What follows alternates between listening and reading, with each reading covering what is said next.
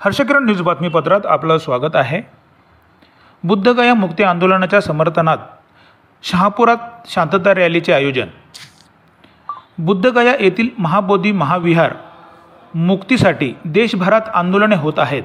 या आंदोलनाच्या समर्थनात शहापूर तालुक्यातील भारतीय बौद्ध महासभा व आंबेडकरी सामाजिक राजकीय चळवळीतील बौद्ध अनुयायांच्या वतीने 25 मार्च 2025 रोजी शहापूर येथे संत तुकाराम चौक भगवा चौक मार्गे तहसील कार्यालयावर शांतता रॅली काढण्यात आली।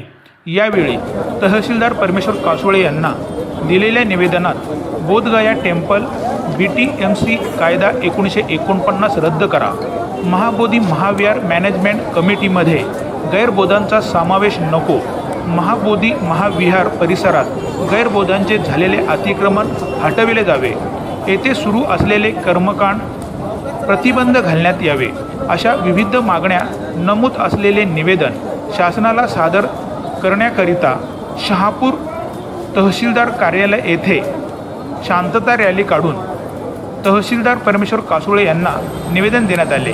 त्यावेळी तहसीलदार यांनी शांतता रॅलीत सहभागी बौद्ध अनुयायांना सदरचे निवेदन प्रशासनाच्या वतीने राज्य व केंद्र सरकारला पाठविण्यात येईल असे आश्वासन दिले।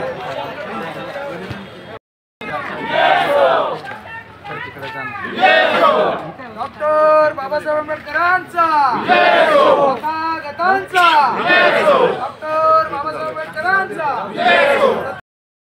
अतिक्रमण आहे ते हटलं पाहिजे। जो काही कायदा आहे ब्रिटिश कायदा आहे तो रद्द झाला पाहिजे। ज्या आपल्या मागण्या आहेत त्याचप्रमाणे आमचं जे आहे विहार ते आम्हाला मिळालं पाहिजे।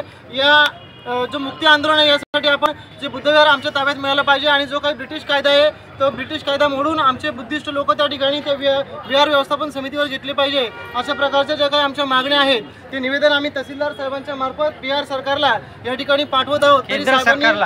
केंद्र सरकारला त्याचप्रमाणे राष्ट्रपतींना राज्यपालांना सर्वांच्या जे काही निवेदन आहे ते आपल्या मार्फत आम्ही पाठवत आहोत। तरी साहेबांनी आमचं ते निवेदन स्वीकारून या ठिकाणी